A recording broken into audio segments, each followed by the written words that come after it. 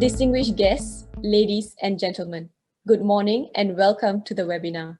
While it is morning here in Singapore and Japan, we would also like to extend the warmest welcome to you if you're joining us from elsewhere around the world. Thank you for attending the second session of the workshop on enhancing responsible business in Southeast Asia.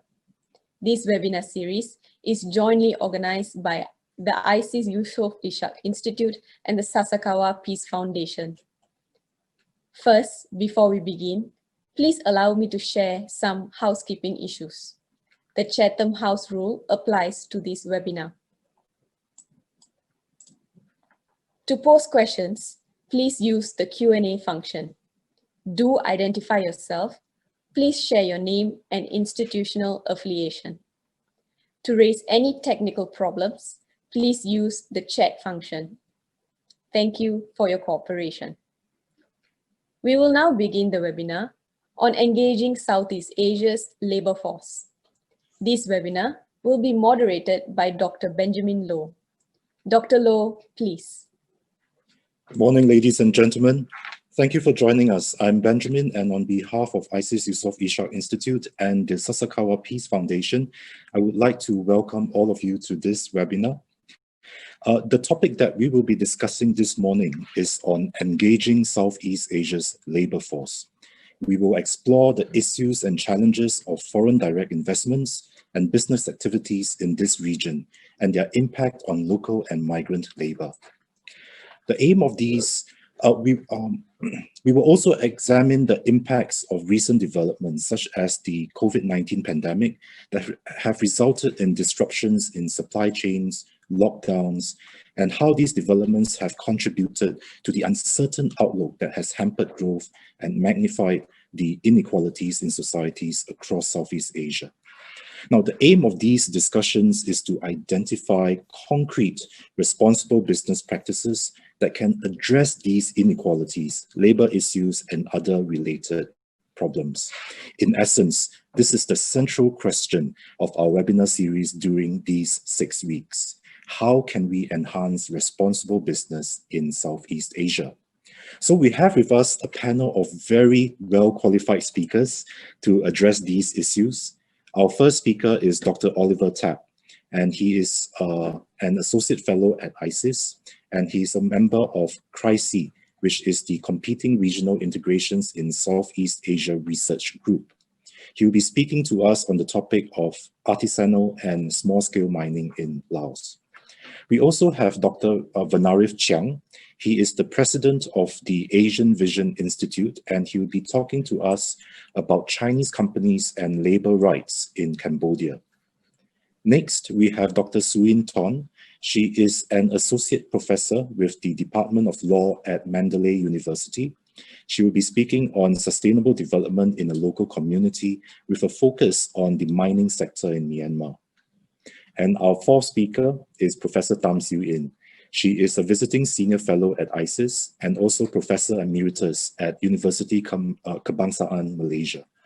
She will share with us her insights on migrant workers and responsible business in listed corporations in Malaysia.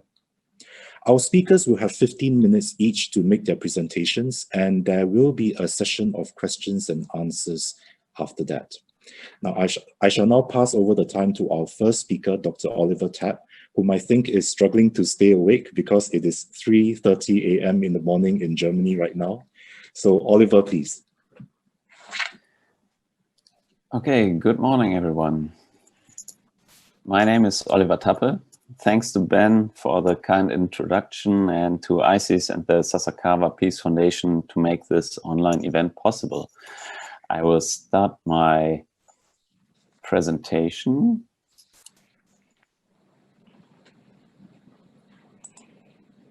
And here we are.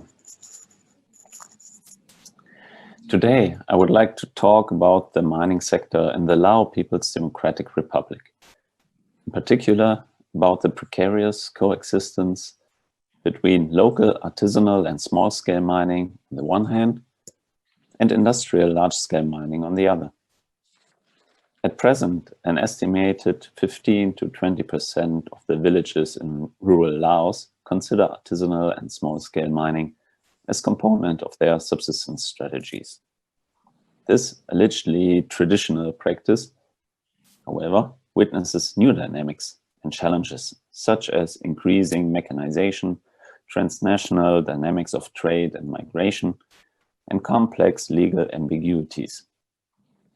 In the next couple of minutes, I will discuss these aspects and present a specific Lao mining setting, the tin mines of the Nam Pathan Valley in Khamon province in central Laos. My research project is a historical and anthropological study of labor relations and livelihood change in a Lao tin mining area.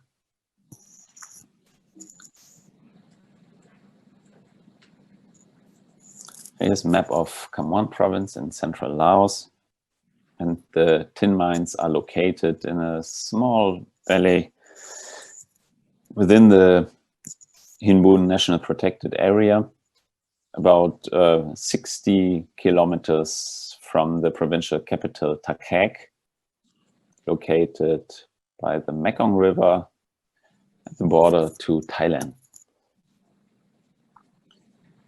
In fact, the large part of the mineral from this area is exported to Thailand across the Mekong. And this pattern dates back to pre-colonial times, when tin from this small valley constituted an important tributary good, kind of tax. It was used for bronze statues in Lao and Siamese temples. Another important factor is the vicinity to Vietnam. Here's the border to Vietnam.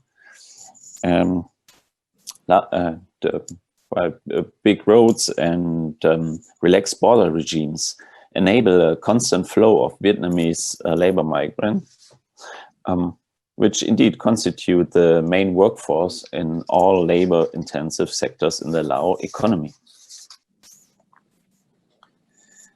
Vietnamese migration gained momentum during French colonial rule.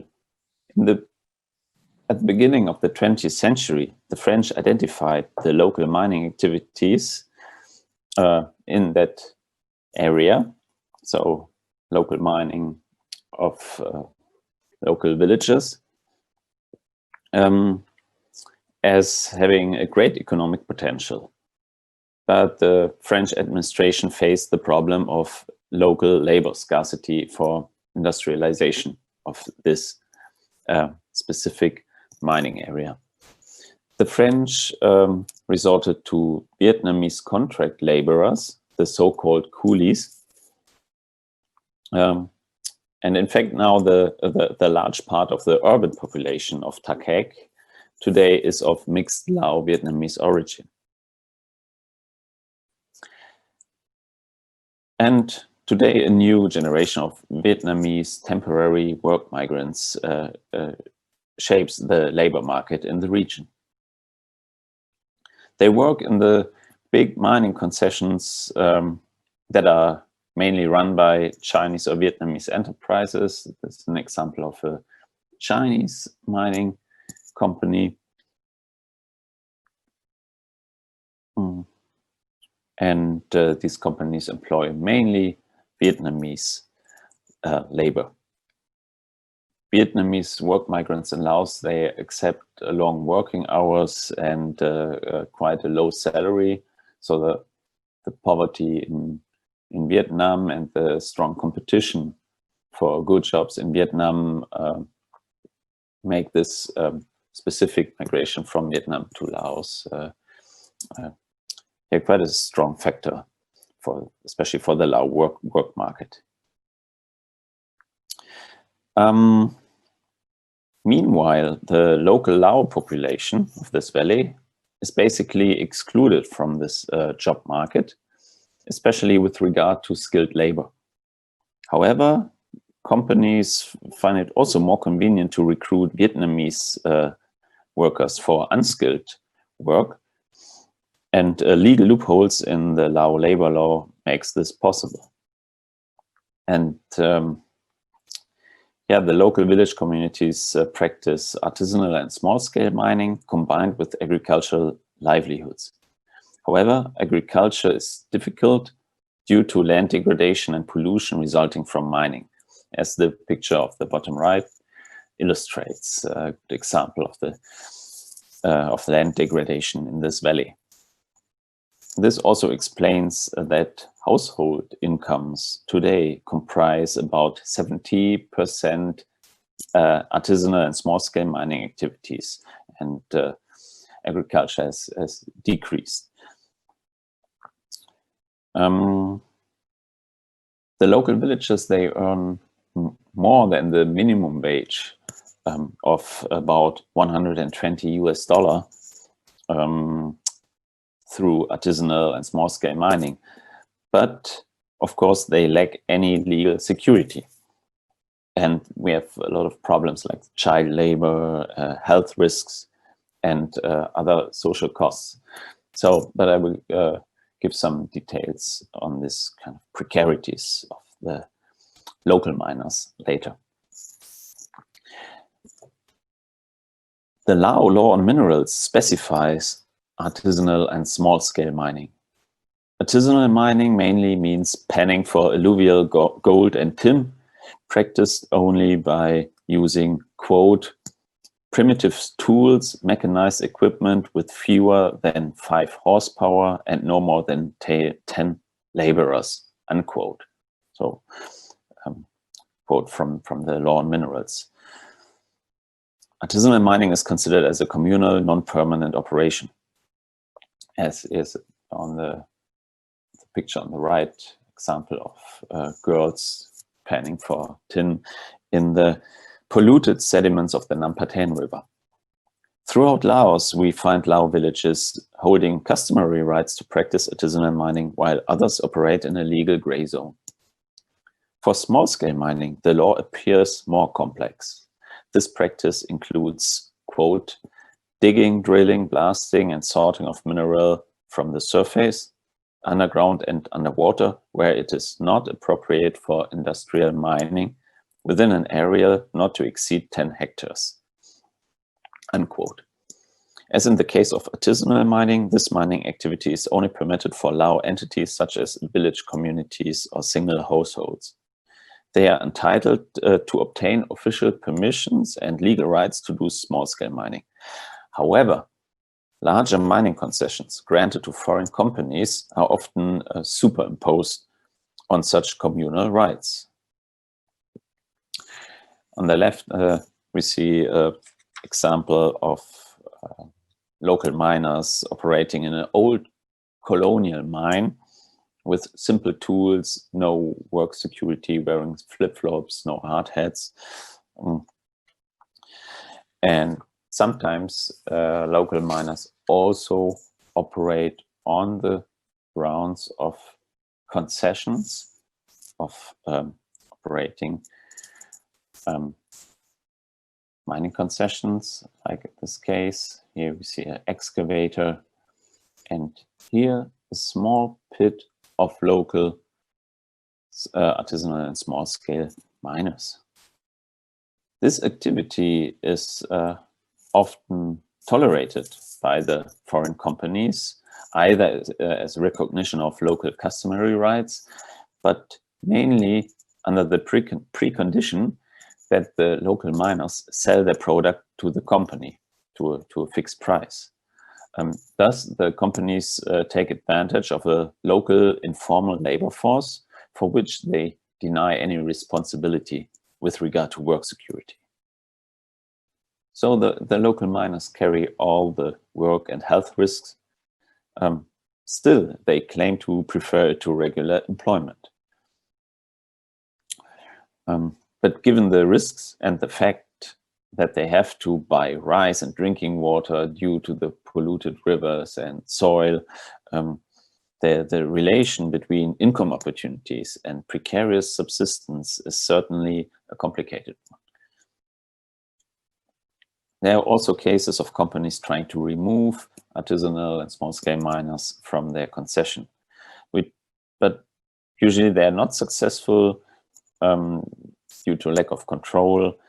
And also, these concessions are sometimes granted without the required consultations on district or village level. This means, according to the law on minerals, concessions granted without consulting village boundaries or existing land titles cannot be legal.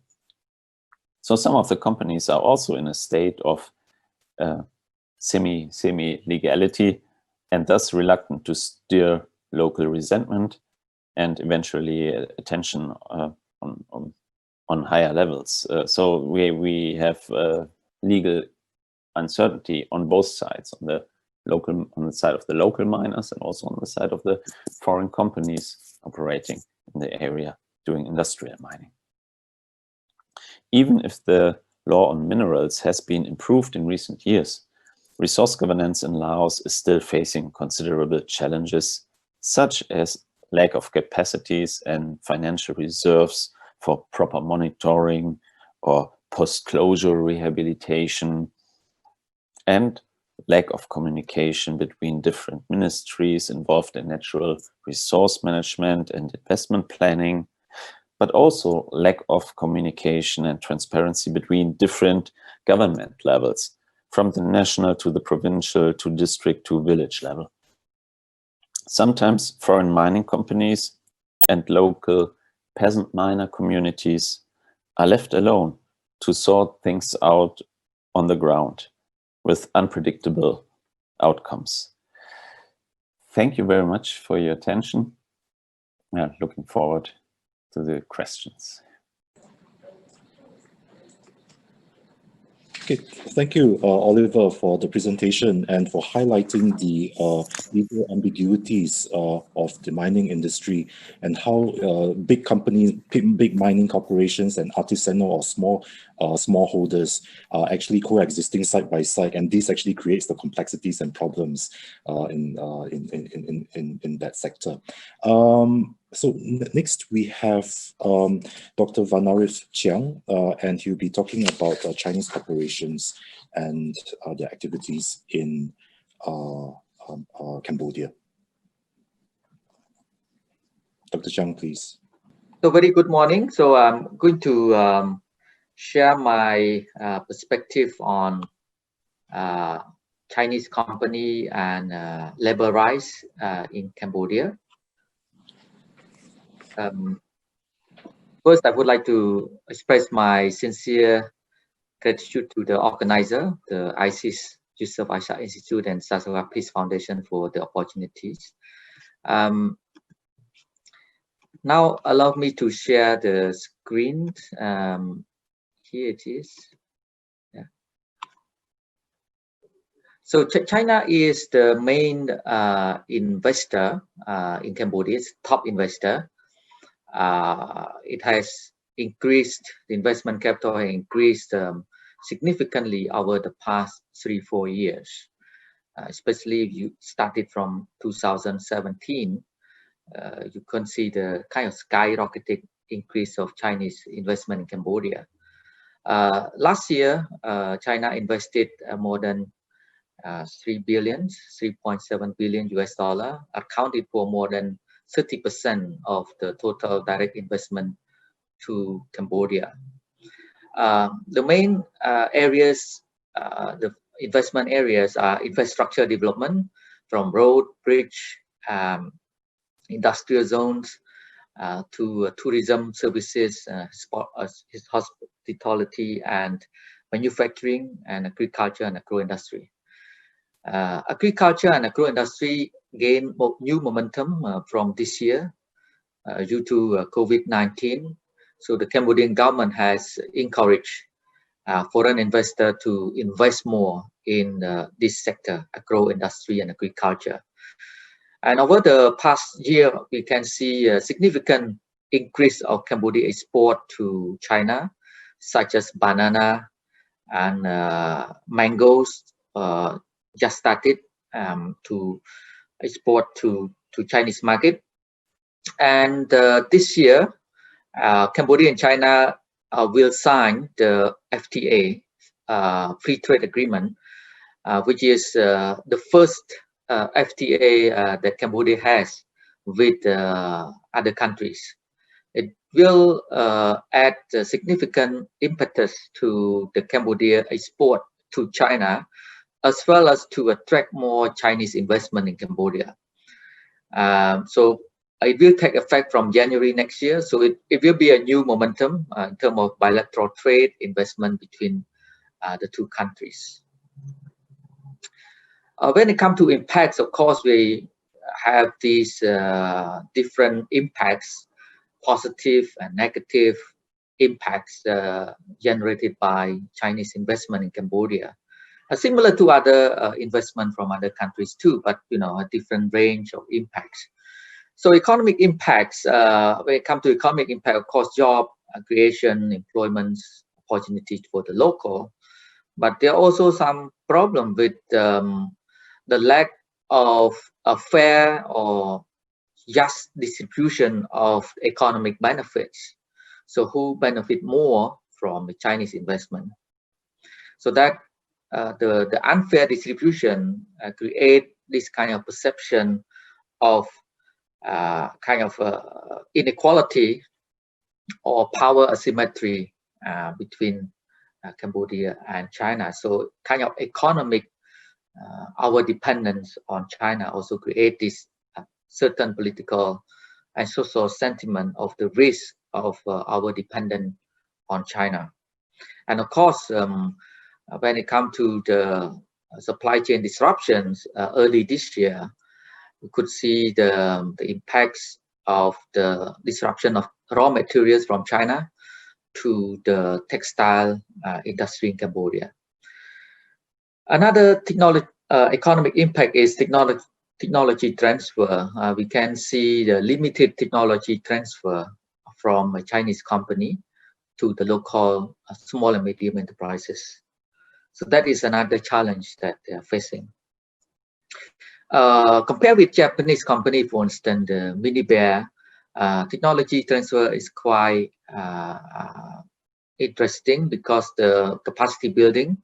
So before the local workers started working at the Japanese company, they have a certain period of training from 3 months to 6 months, for instance, either in Thailand or Malaysia.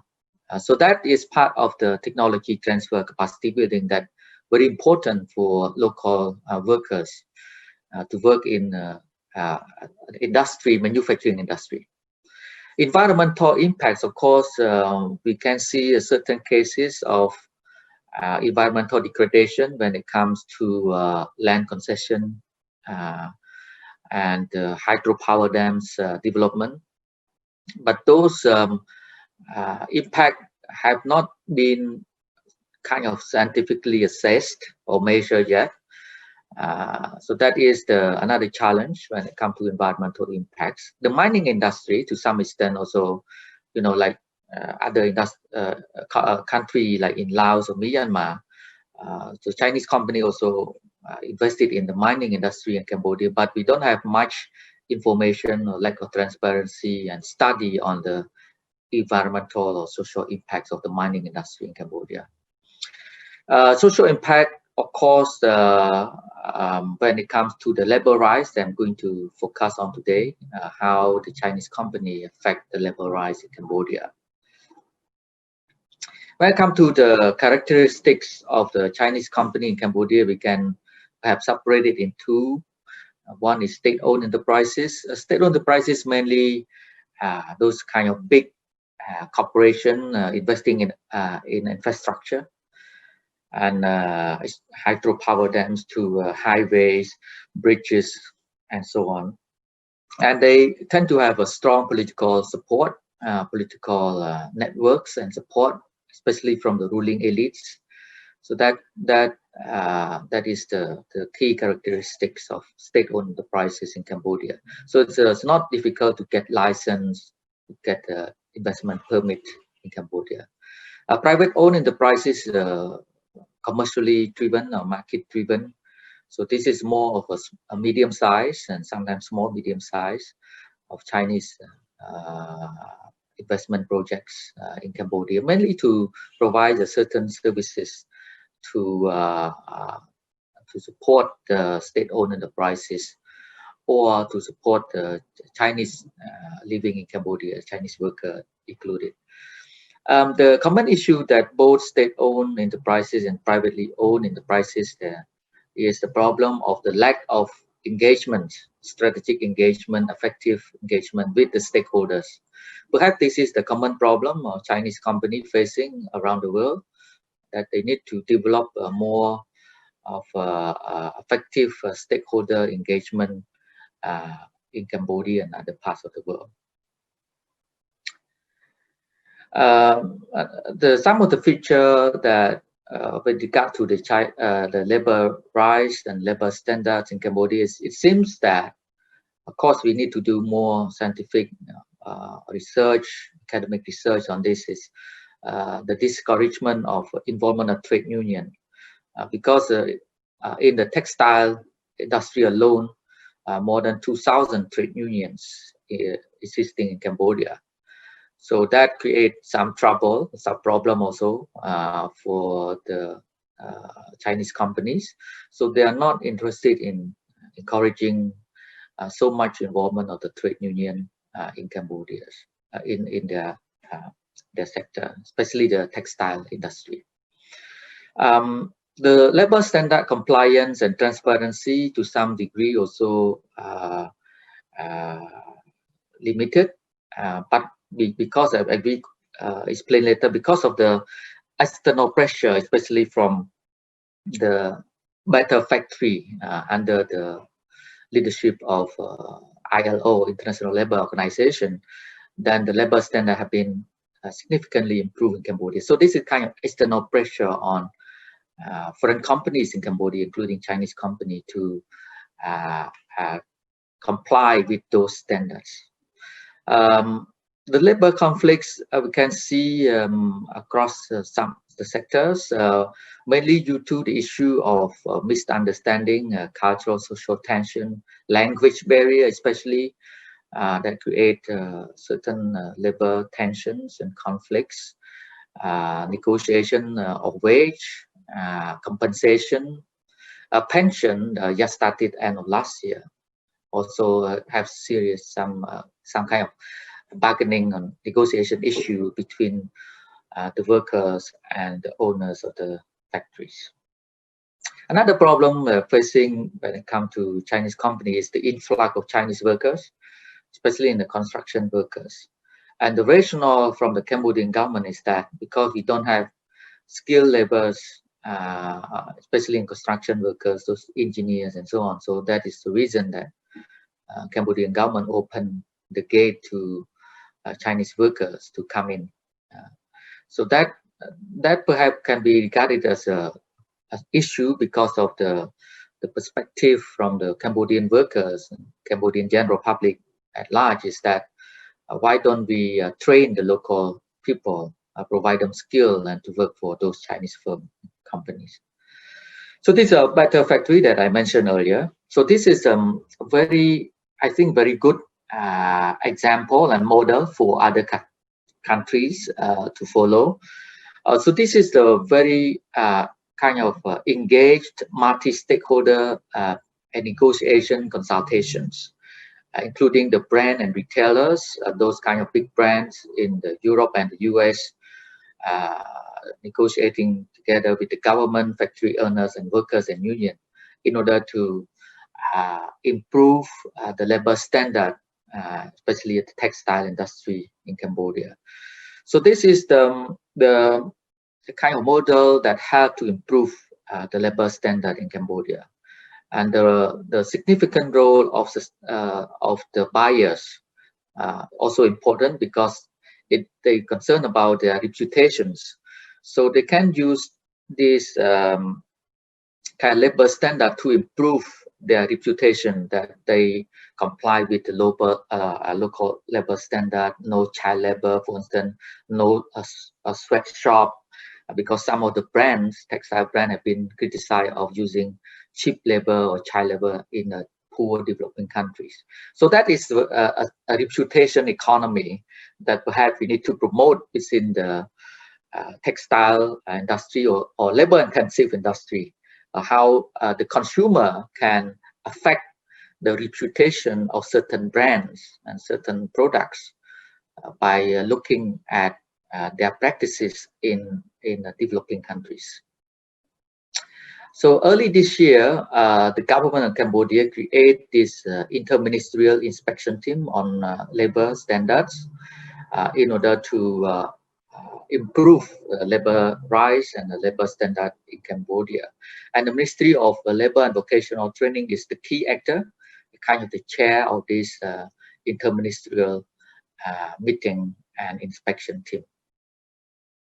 Look at the legal instrument. We have several legal instruments that the inspection team and other kind of multi-stakeholder mechanism can follow, including labor law 1997, law on social security, and also they created a national security fund, which is contributed mainly by the employers and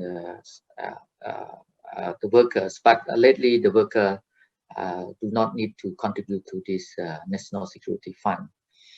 And they have also this social security protection law to support worker in terms of income security, such as pension, compensation, etc. In terms of the trade union, as I mentioned earlier, it's more than 2,000 trade unions because in the past, a company, a factory below about 8 workers, they can create their own union, but now they increased to 10. So that is the kind of the space for the trade union to operate in Cambodia. The law had been amended last year, 2019, but there are some complaints from some local and international NGO with regard to the labor rights. Well, from my personal point of view, I could see some improvement when it comes to the labor rights in Cambodia over the past decades. But of course, there are some loopholes and limitations there that need to improve, especially when it comes to the labor standards. So the term of minimum wage through this tripartite negotiation, this model inspired by Singapore, because Singapore have very successful tripartite negotiation on labor standard and salary and so on. So this between the factory owners, trade union, and the government, especially Ministry of Labor and Vocational Training. So you can see the labor standard significantly increased over the years. It jumped from $80 2003 to now it's $182. So now they are negotiating again. By the end of this year, perhaps it increase few more dollars to the minimum wage. But this minimum wage only applies to the textile industry. It doesn't apply to other sectors. So how the COVID-19 affect the textile industry in Cambodia in particular? More than 400 factories have been closed down or suspended. And according to some report by the Ministry of Labor, more than 150,000 factory workers affected. So this significantly affect their household income, because one factory worker can support 2 to 3 family members in their rural area. And 80+% of the factory workers in Cambodia, the total workers is 800,000, but 80+% women, mainly from the rural areas. So it even the number of factory workers affected is 150, but the total population affected can multiply by 2 or 3 because of the family dependence on the income, saving, remittance from the factory workers. There's now also a widespread use of short-term employment contracts. So this is very kind of challenging for the labor rights and labor standard protection, because uncertainty with regards to their incomes, and some of workers are reluctant to join trade union because they're afraid that they may lose their contract. So this somehow restrained the rise of the factory workers. So during the COVID-19, those workers affected suspended their job. They get the salary from the government, $40 and the company $30. So that is the $70 salary support to the factory workers in the textile and tourism sector that affected by the COVID-19. So skill development is a core issue for the Cambodian government now in order to train those workers who have been affected by the COVID-19. Due to the restriction on large gathering, it's difficult to have physical training. So with the support from the Swiss Agency for Development Cooperation, so they started to have online vocational and skill development training from this August. So it will be a beginning of, this kind of online vocational training and skill development for Cambodian. But of course, only certain skill. It's not for all the skill when it comes to vocational training. So conclusion here is we cannot ignore the Chinese investment in Cambodia and other parts of the world, because it's now become the largest source of foreign direct investment from Asia to Africa. So how to build a responsible business, sustainable, inclusive development, we need to shape the behavior and practices of Chinese companies. And Chinese companies are latecomers, and I think they are willing to learn. Some of the Chinese companies willing to learn and improve their standard, their operations. But of course, we need to keep engaging with Chinese companies in order to have better and more effective strategy engaging stakeholders, especially the local workers and people. The host country have an important role to play in terms of promoting compliance, good governance, transparency, because by the end of the day, the host government have more power. I mean, there's authority to enforce law, labor standard, labor rights, and so on. We see the COVID-19, I think across the world, we can see the worsening of labor conditions and the disrespect, the downgradation of the respect of labor rights and labor standard. It's not only Cambodia, I think different parts of the world as well.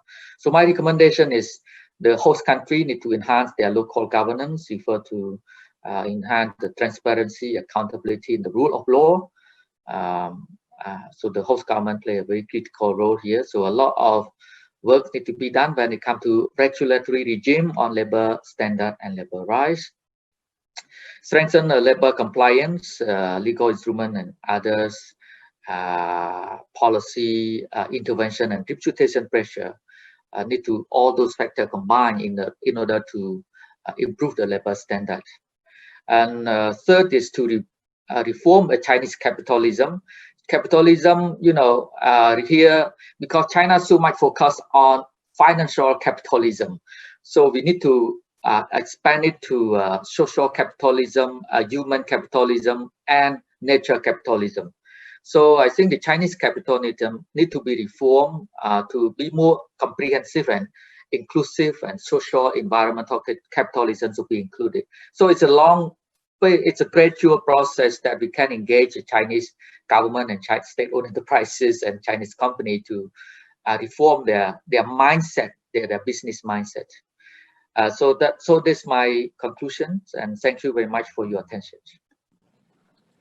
Thank you, Vannarith, for this very insightful and critical presentation on the economic, the environmental, as well as the social impacts of Chinese activities in Cambodia. And I think one of the key takeaways that we will engage with later is there needs to be a stronger stakeholder engagement by Chinese companies in Cambodia, in the country. Okay, next we have Dr. Htun, and she will be looking into sustainable development in a local community in the mining industry, actually, in Myanmar. So over to you, Sue. Thank you so much, Benjamin, and Sasakawa Peace Foundation and ISEAS from Singapore. You you all did well arrangement and systematic webinar series. I would like to share my presentation. Okay.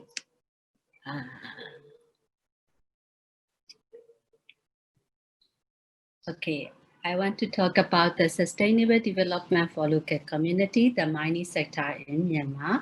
This is my additional research paper that has done and in ICS workshop in March 2020, contested resource frontiers in Southeast Asia. So this is for sustainable development.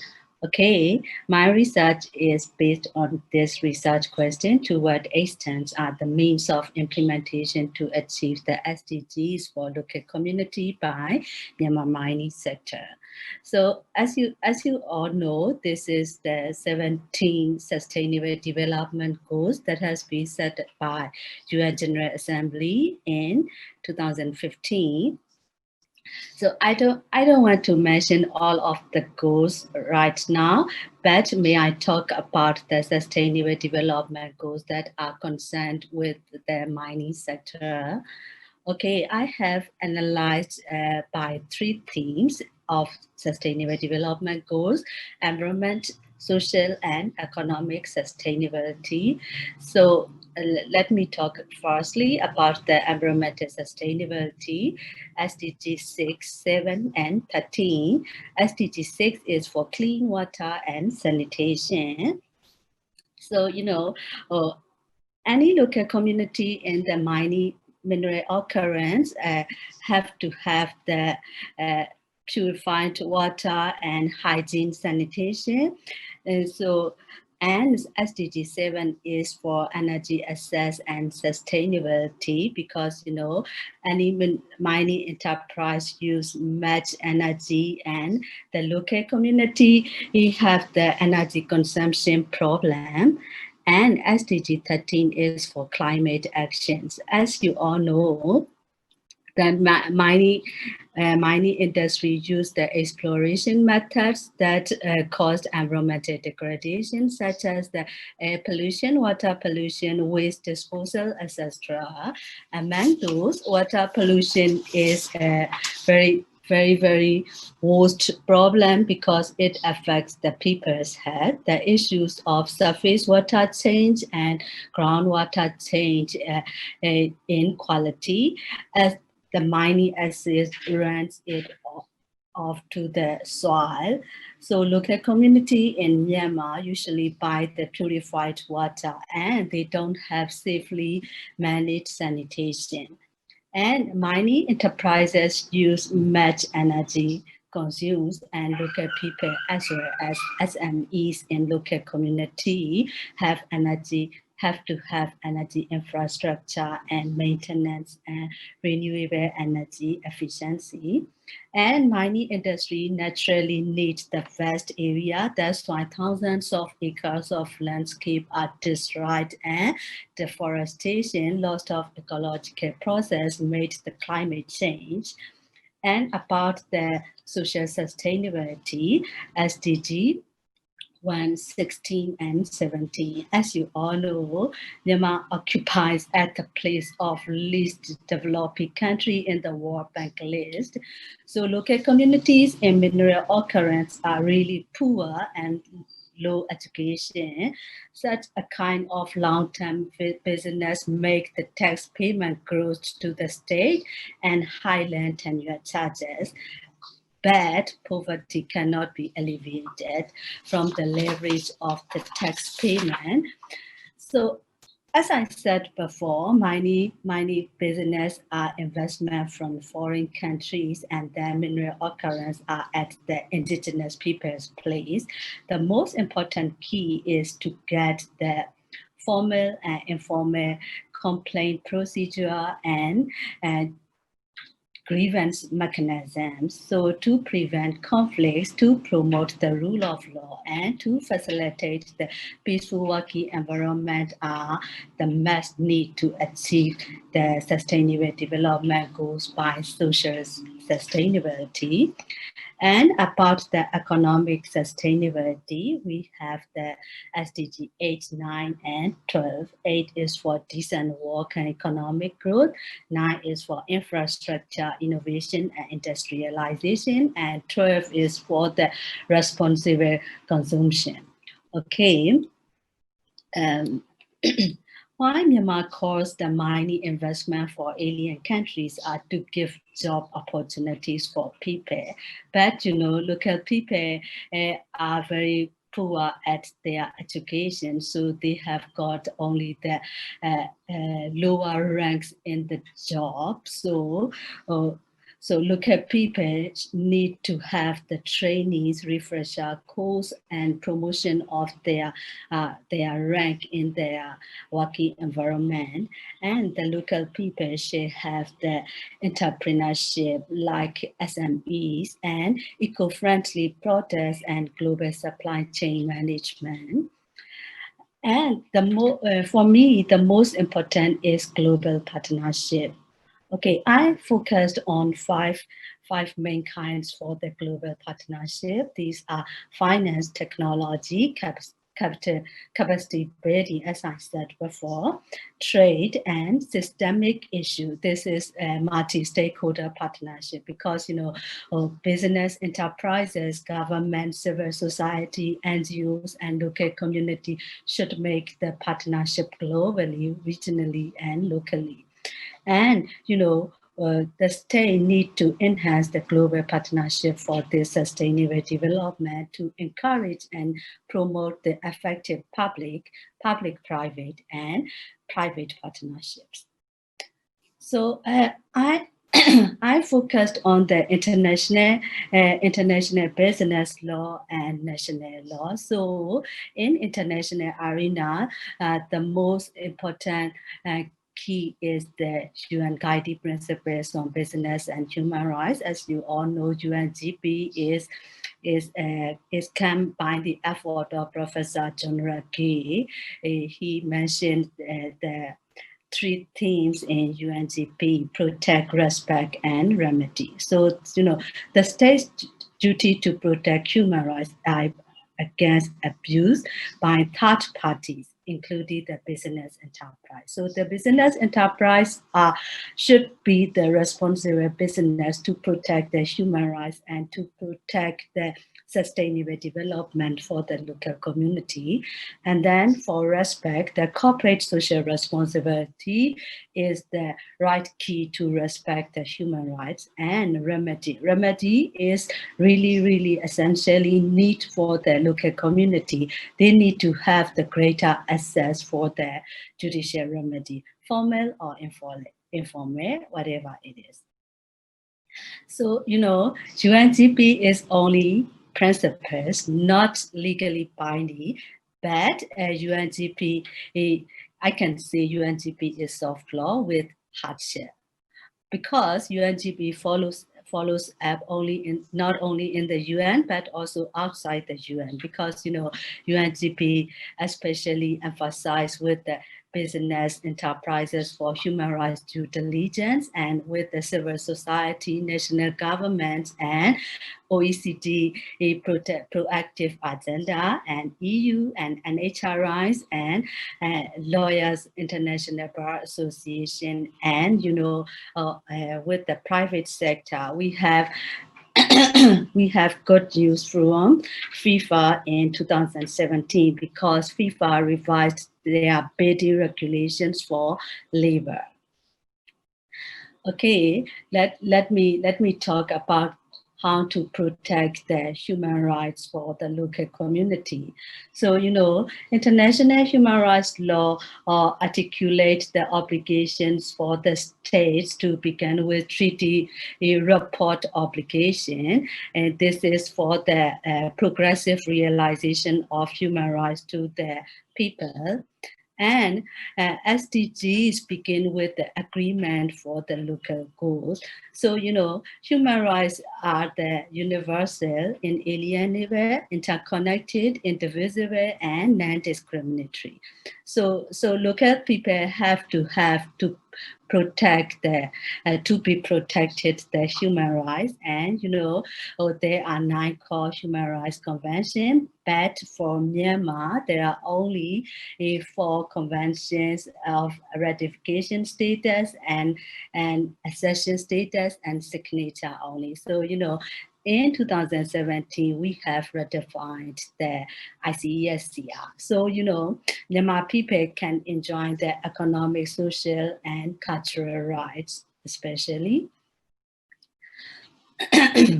Okay, I want to talk about the respect. Respect human rights means do no harm. Do not infringe human rights. So business enterprises should respect the human rights by the 3 things: code of conduct, human rights due diligence, and remediation. So the code of conduct means the policy commitment, and the government should do policy dialogue with the enterprises, with the civil society, with the NHRIs, and with the local community. And human rights due diligence. Human rights due diligence need to have the identification. That identification is to identify the human rights impact by the HR impact assessment. And then corrective measures and tricky procedure and communication. This is I can say that plan, do, check, act process. Okay, and remediation. So remedy is very, very essentially needed for the lawyers, because this is my legal perspective. So I want to talk about the remedy. Article 22 of the UNGP says, where business enterprises say that they will contribute to cooperate in their true legitimate process. So, access to remedy is 2 kinds, substantive and procedural. Substantive means that any compensation or punitive sanctions or preventions of harm. Okay. I want to talk about the human rights due diligence. Human rights due diligence is the very broad range. It covers the human rights impact assessment.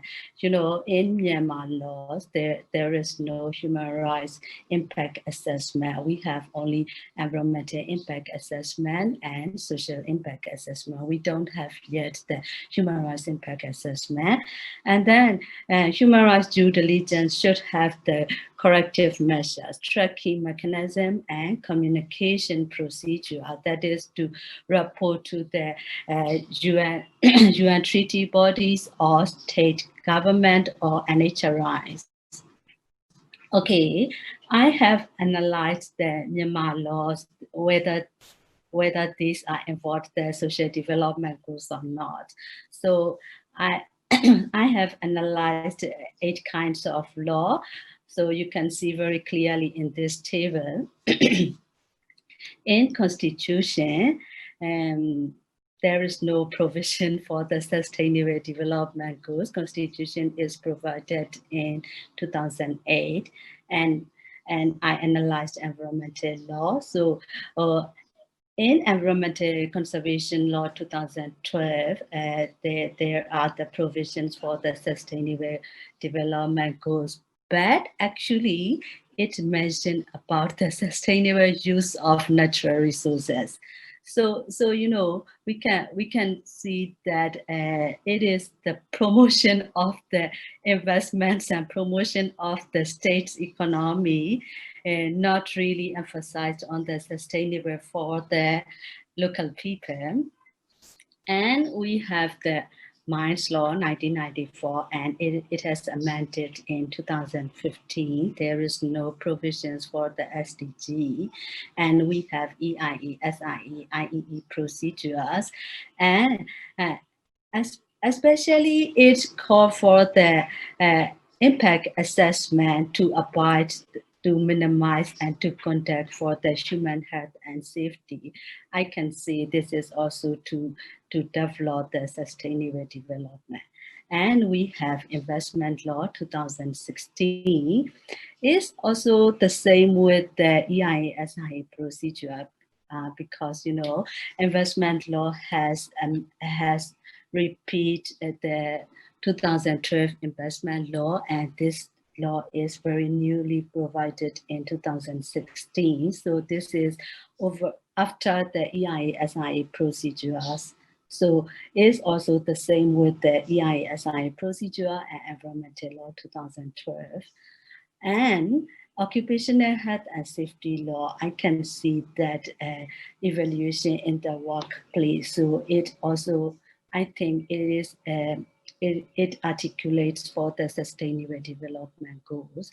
And, you know, any mineral occurrence are situated at the indigenous people's place, and that indigenous peoples suffered the environmental impacts, social impacts, and economic impacts, and human rights impacts, especially. So we can see the Article 22 of the Ethnic Minorities Law 2015. It actually mentioned the socio-economic development of less developed nationalities, including education, health, economies, and transportation. It makes me proud because, you know, it means that Myanmar respect the indigenous people's development. Okay, and then we have Myanmar Sustainable Development Plan 2018 to 2030. This is especially followed to the UN Agenda 2030. So now I can see Myanmar is trying to have the Sustainable Development Goals by 2030. Okay, I want to talk about the current issues in Myanmar mining sector. You all can see this picture. This is the landslides in Htun State Parkland. This is Jade Mining Parkland. So we have we faced the landslide issues. Big landslide issues for 3 times till 2020. In July 2020, the landslide tragedy is very, very hugely killed 174 people at the time of COVID-19 pandemic. So, you know, many people are killed and many people are injured, but you know they don't have yet the remedy compensation, and they don't have get the accountability from government. But you know, Myanmar Army removed the Kitchen Security and Border Affairs Minister Kane, Htun, and another commander. I think it is not enough. I don't think this is the responsibility and accountability. And, you know, there is no monitoring procedure, there is no checking procedure, there is no human rights impact assessment in the Htun state. You know, the miners and the investors are, especially from China. The Chinese mining industries in that Parkland area, Htun state, could not follow the environmental procedure and could not obey the environmental laws. So, you know, the people are impacted their right to life, right to development, and their sustainable development goals. It is very sad for me. Okay, my recommendations for my research is responsible business. So the mining industries, it should be the responsible business for the local community, for the Myanmar people, and for the state. And then we should have the formal and informal jurisdiction. You know, people don't want to go to the court formally because, you know, they are poor, they don't have time, and they don't waste their time in the court. So they want to have the informal judicial mechanism. And the state government should have policy dialogue with the local community, with the enterprises. So this is what I mean is tripartite policy dialogue. and capacity building for the local workers, and then we should have the human rights due diligence. I think we already have human rights due diligence, but it is not very well developed, and global partnership and socio-economic development. So, you know, sustainable development goals are essentially needed for the local community as well as for the state. Thank you very much for your attention. Thank you, Dr. Ton, for the updates, as well as the insights into how sustainable development can be promoted in Myanmar. And now we move on to Professor Tham. She will be speaking on migrant workers and responsible business in listed corporations in Malaysia. So, Prof. Tham, please. Thank you very much, Ben, for kind words of introduction. Thank you for the invitation to share. Let me just open my slide.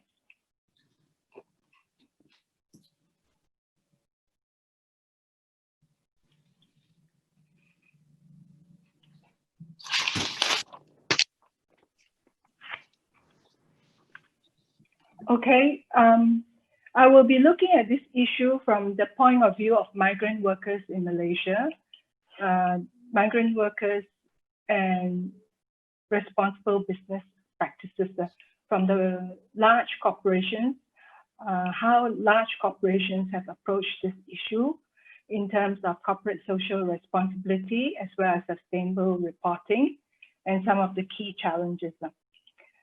First, let me briefly sketch the issue of migrant workers in Malaysia.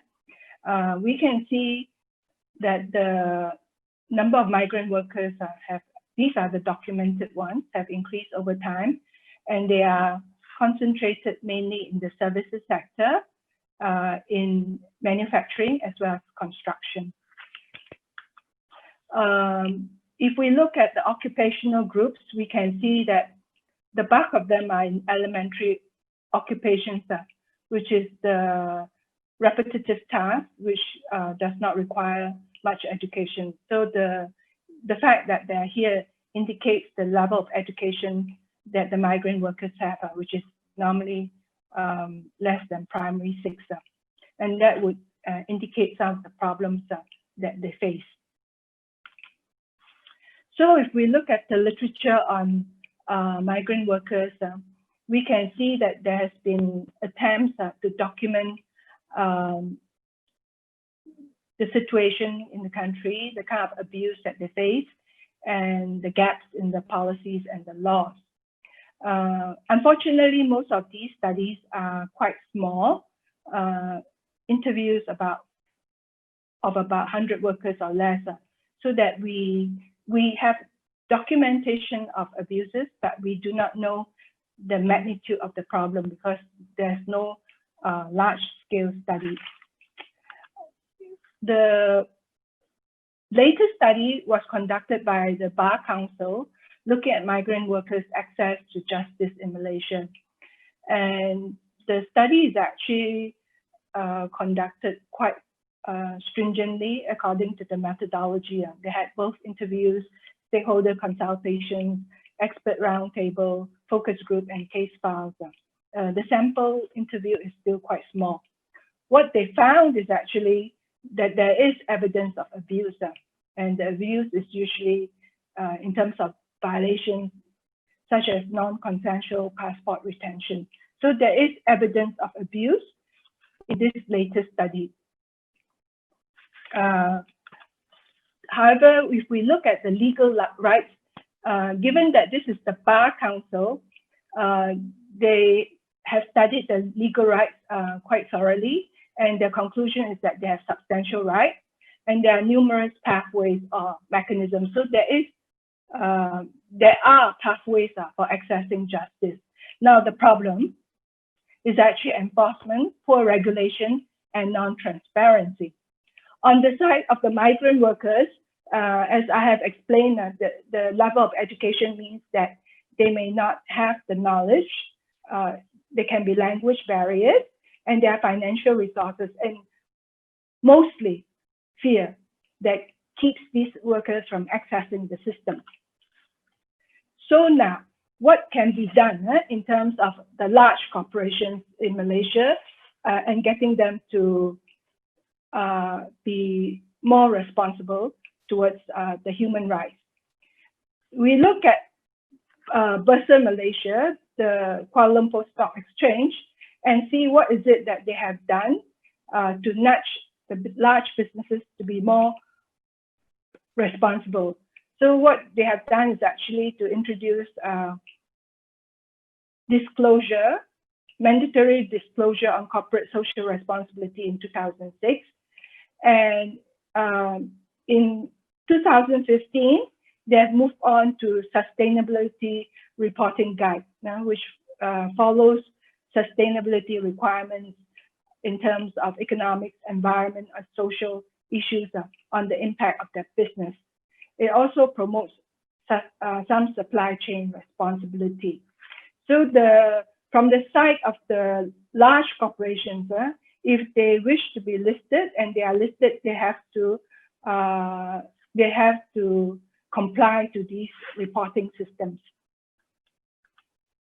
I'm not going to discuss this because my previous speaker has spoken in great detail on the United Nations guiding principles as well as this corporate responsibility towards human rights. So let me go down to some of the evidence. In 2019, the ASEAN Corporate Social Responsibility Network actually reported the findings of a study that they did for 250 top listed companies pertaining to Pillar 2 of the UNGPs, which is corporate social responsibility to respect human rights.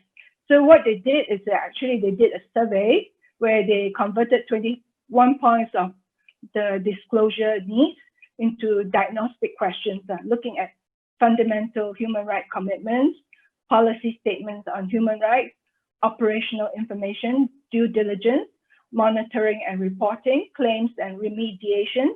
And they have thematic questions whereby they would ask whether they have a commitment statement on certain issues on human rights, such as forced labor.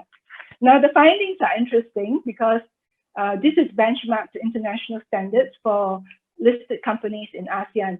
And they found that the human disclosures in Indonesia, Malaysia, Philippines, and Singapore, and Thailand falls substantially below the international norms as set by the UNGPs, which is not mandatory.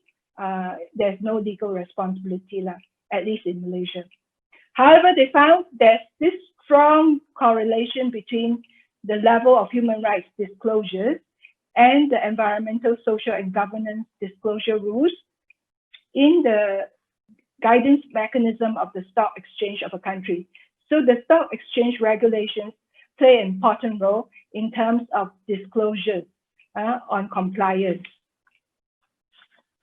The presence of a dedicated human rights risk policy is an indicator whether the company has processes in place to comply with these UNGPs. Interestingly, they found, I thought this was very interesting, that some of the lowest listed companies scored better than the top listed companies in the country. So it's not a question of the size of the company, but how much they embrace the philosophy of being responsible towards human rights. And for example, they quote that only 15.6% of the top listed companies made any mention of human trafficking as a focal issue. So the philosophy of the company is very important in terms as to whether they embrace these rights. When we talk about large companies, we are always aware of the fact that in Southeast Asia, a lot of the companies are actually small. SMEs will be the larger population in terms of businesses. So how do we engage these smaller firms? These are firms which are not listed and do not have to comply with these requirements. And given the problems in terms of monitoring the regulatory requirements of a country, how do we engage them?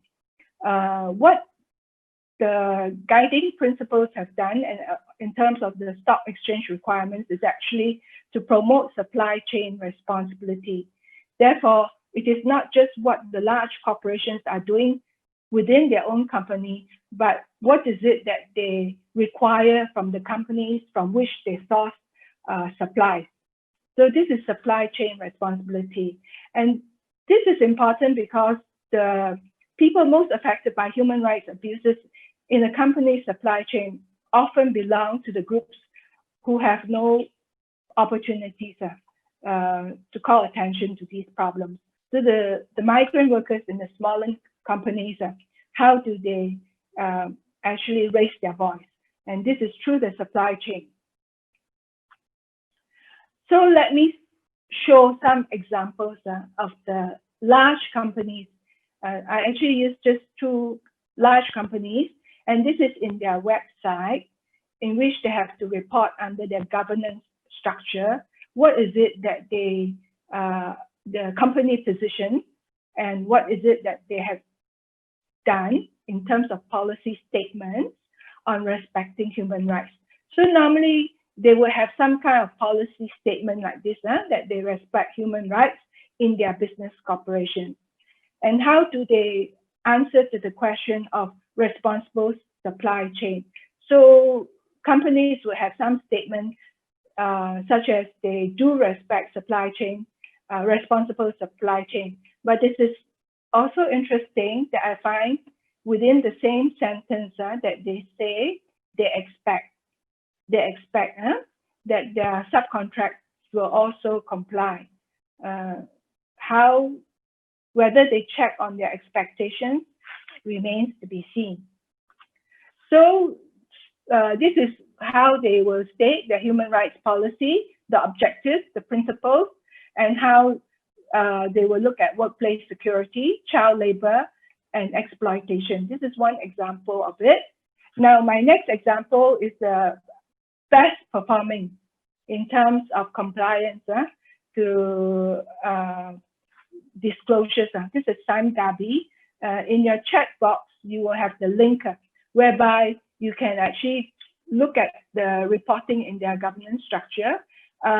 In their governance structure, what they have actually said is that they actually look towards the UN guiding principles, because this is a multinational corporation in which they have affiliates in other countries.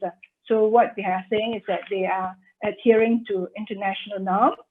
And they also have a human rights charter whereby they make a statement on their company position in terms of responsibility to respect and uphold fundamental human rights. And they have already given their human rights charter in English, Bahasa Malaysia, and Bahasa Indonesia, because the migrant workers may not understand English nor Bahasa Malaysia, and a large number of the migrant workers are from Indonesia. So they have that, and we can see, if you go into the website, you can see that there's a lot of information given on the governance structure, on what they are doing in terms of policy statements on human rights. Now we come to the, this is what they have done in their, you can access the annual report. The annual report will also give a reporting on what they are complying in terms of disclosures. Okay, I will run very quickly on COVID-19 and employers' obligations. In this case, as of the latest government requirements, is that we actually have a dual standard. We have screening of, whereby screening of local workers is not mandatory, but foreign workers and employers, that is non-citizens, must undergo COVID-19 screening. Who pays for it depends on whether you have social security organizations. That's because when the government came out with that, a lot of the small enterprises protested against this, because the screening fee at that point in time was quite high. And because of that, the government allowed them to use the social security organization to fund the payments only if you have that. The free screening is only accessible to employers registered with PERCUSSO or PERCUSSO appointed service providers. So this is for screening, and they have to do the 14 days quarantine. If they are screened and found to be free from it, they can return to work.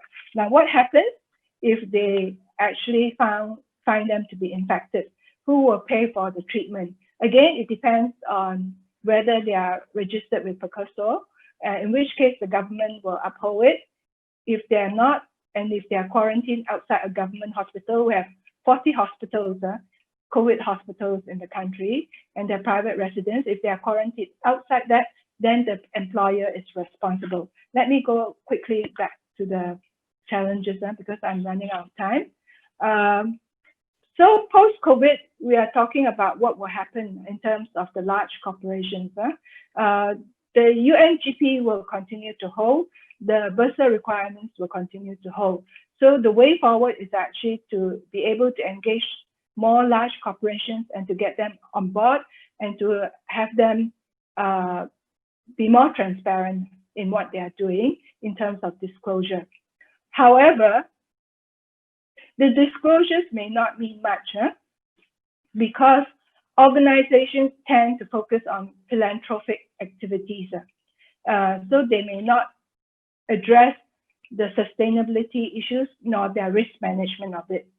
Also, the quality of disclosure, which is in the annual report of all these companies. And if you look at the annual report and also the website, you'll find that the information disclosed is very qualitative. It's a policy statement, it's a statement of commitment. So it's a narrative that they profess to commit, like the Westminster Confession of Faith. They profess to commit rather than quantitative information. So there is very little quantitative data, which is surprising because things like wage data is available, incidences of accidents is available. So they can actually increase quantitative information. And the information given is for technical compliance. There's very little information on meaningful compliance. Part of the reason is because the cost which is involved, and there are also talent issues for managing sustainability reporting, and how do we manage the risk in this? I believe there are not many people who can actually do sustainability reporting, and the cost, of course, will be increased, and the more that is involved, the higher will be the cost. Connecting human rights issues to supply chain is actually at its infancy, and how do we get to monitor them, how to get the large corporations to monitor the supply chain for compliance. So the key messages are, I close now. Migrant workers are prevalent in Malaysia, both documented and undocumented. We know in all the years of research since the early years, 1990s, the abuses are there. It is recorded in more sample studies. Therefore, we do not know the magnitude. There is legal recourse, but it's not well utilized. The large corporations have to report, but we want compliance to be not technical compliance. We have to go beyond technical compliance, and we have to cascade compliance to the supply chain. Finally, we need more research in this area. Thank you very much for your kind attention. Okay, thank you, Prof. Tham, for the very, very insightful presentation, and thank you for all our speakers, our 4 speakers, for addressing the issues on how to promote responsible business in Southeast Asia. I think one of the key takeaways across the presentations is that there needs to be a more robust stakeholder engagement, as well as private-public partnerships across the industries and governments. And I think one of the things that also emerged in most of the presentations is the extensive presence of Chinese investments and companies in several of the sectors, be it in textile, be it in mining, that was covered by Oliver as well as Siew. And also there are several questions also on how corporations, Chinese corporations, can actually step in to promote good and responsible business practices. I'm going to, we are running short of time, so I'm going straight into the questions. Across our panelists, we would like to find out more and actually investigate more some of the good Chinese, some of the good corporate practices and policies in the industries to promote responsible business. I think Vannarith has actually mentioned, the better factories model. We also have Prof. Tham, who is saying that we need to promote a more robust supply chain responsibility. Maybe if I can get Prof. Tham to start off by explaining what are some of these good practices that corporations should engage with, to promote responsible business. Thank you, Ben, for your question. I think that large corporations can play a very important role if they would shift their disclosure, the compliance for disclosure from technical reporting towards more substantial reporting. If you remember, Dr. Yean has said that we should look at impact assessment. So therefore, the reporting for what is happening within the large corporations and along their supply chain, that means who they are sourcing from. It's not just saying that I expect you to comply, but they have to do some monitoring. And the monitoring should not be in terms of the letter of the law rather than the spirit of the law. So therefore, the monitoring has to focus more on not a policy statement, but on outcomes. What is it that they have actually done, and what is the impact of what they have done? If corporations will shift towards that for what they are doing, as well as their supply chain, I think this would help to move at least Malaysia forward in terms of addressing the issues. Thank you. Yeah, thank you, Prof. Tham. I think your insights also remind us that responsible business is also, and human rights is only one component of responsible business, let's put it that way. And there are also other issues that responsible business practices can actually engage with, which includes reducing inequalities, and also improving labor standards, and conditions. So maybe I could, if I could pose to Oliver in terms of what can be done by, in this case, in your case, Chinese corporations in the mining sectors to improve the conditions of workers as well as the environment in Laos. Yeah, thanks for this question. There are two things I would like to mention. First, the law on mining has a lot to say about the environmental impacts of mining and how to solve all the problems and the environmental impact of mining. But the thing is that most foreign companies do not really comply with these laws in Laos, and the Lao government is either lacking the capacities or the political will to really enforce this robust law on mining, which has developed for years with a lot of international advice. And so that's one side. And the other aspect is the skills development. It means that for local Lao workers, there's, as far as I can see, there's no kind of incentives for foreign companies, for Chinese or Vietnamese mining companies operating in Laos to to train the local laborers.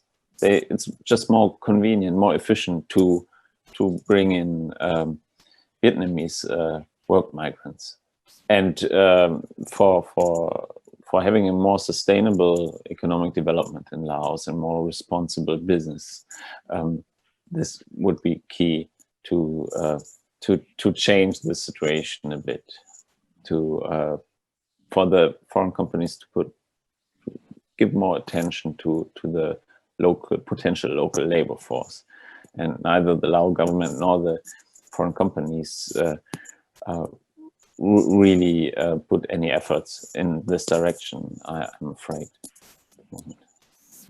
And how about the environment, Oliver, and maybe Sue, if you could actually jump in as well. I know that you were mentioning the ambiguity of law and its enactment is a concern right now here. And I know that we have a speaker, but she's over 2 weeks from now on the business imperatives of environmental protection. She's going to look at, she's from Diane Tang Lee. She's from the International Corporation of Mining and Metals.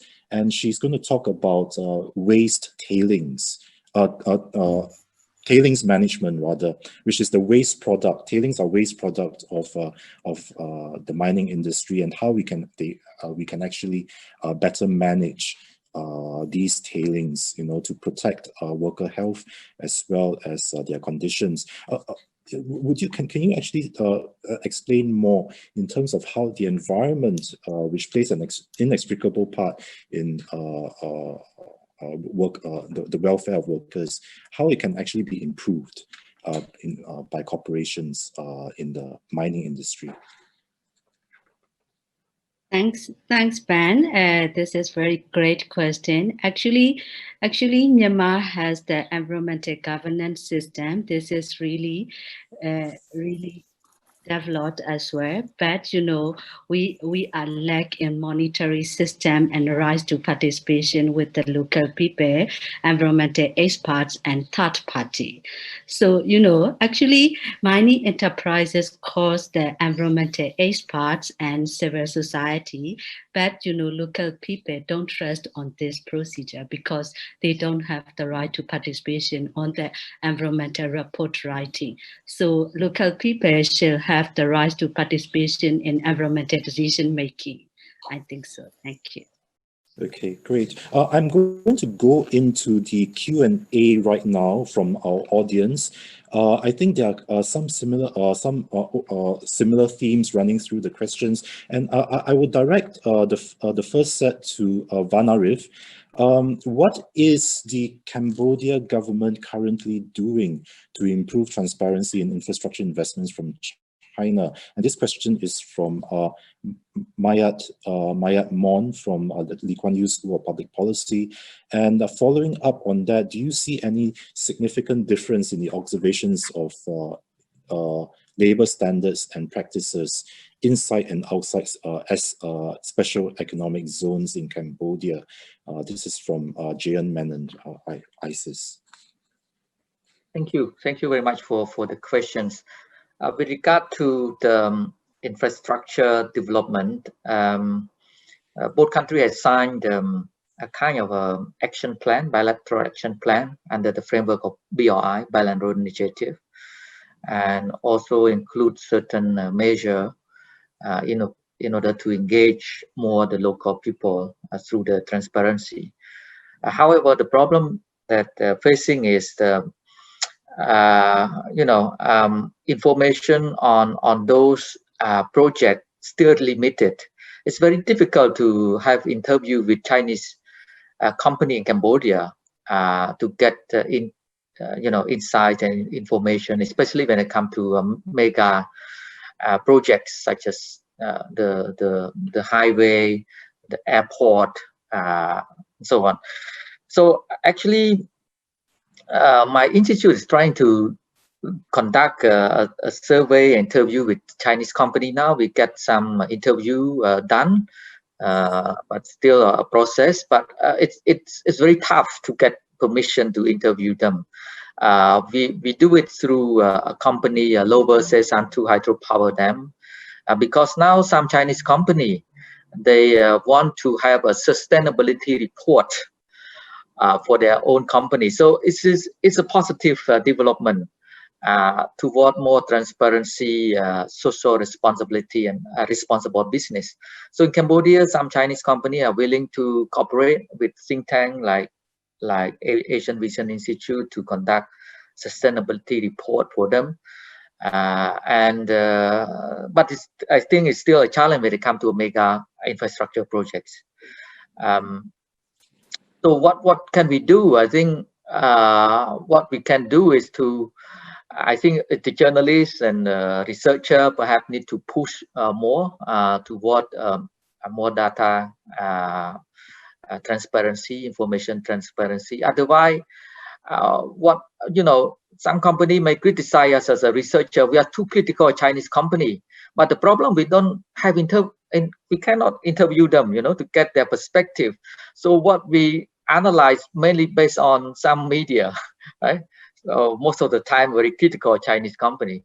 So that is something we need to explain. We try to explain to Chinese company, please be open to us as a researcher, so we can provide more of a neutral or objective perspective on this issue. Second, with regard to the investment industrial zone, most of the companies, foreign firms, including Chinese, mainly located in special economic zones. So those operating in special economic zone is more, in terms of compliance, is better than those companies operating outside the special economic zone when it comes to labor standard and labor rights and so on. So that is a difference between the company located in special economic zone and outside. When it comes to the branding, how this brand or reputation affects the labor practices and so on, I think those who are in as Professor Tham Yean explained, the supply chain analysis is very important, with regards to this responsible business. So those who in the industrial zone, I think in tracking the supply chain network perhaps easier, and to monitor the labor standard and so on is also easier to monitor. And the better factory model that I mentioned earlier, because it is a multi-stakeholder engagement, so that it works, I think, for a responsible business. Perhaps we need to push more of this multi-stakeholder engagement, or stakeholder capitalism, as coined by World Economic Forum. So we need to move to a stakeholder capitalism by giving more space and power to the local stakeholder, especially the workers and the local communities. So those are the differences with SEZ and outside SEZ, and I think the reputation and the branding works within the supply chains and transparency of the production network, and of course with this kind of very engaged multi-stakeholder consultation and negotiation. Thank you. All right, thank you. And one last question from Siti Sayazwani Zainal Abidin from ISEAS, I think, is for Prof. Tham. What is the role of government agencies such as FELDA in reducing inequalities as well as promoting better working conditions for migrant workers? Thank you for your question. Siti, in my literature review, I noticed that most of the documentation of abuses are actually done at the sectoral level for the electrical and electronics and the textile factories. I do not recall any study that has actually documented it for FELDA or other large plantation agencies. So I cannot tell you whether there's evidence of it or not. I may have missed out some in the literature. And it's very possible there is, but we need to see whether there has been any documentation of it. Of course, SELDA was originally set up to reduce income inequality, but I think SELDA's role has changed over the years, and I do not have the knowledge as well. I think this is not the time to discuss the inequalities that can be attributed to SELDA. Thank you. Yeah. All right, thank you, Prof. Tham. And we have run out of time. I would like to thank our 4 speakers for their presentations and answers, and also to our audience over the World Wide Web for joining us this morning. Our next webinar under this series will be on the topic of migration and reinforcement of social protection. And that webinar will be held next Wednesday, also at 9:30 a.m. Singapore time. We look forward to connecting with you again next week. And at the meantime, please take care and have a pleasant day ahead. Goodbye, everybody. Bye. Bye. Bye. Bye. Bye to all.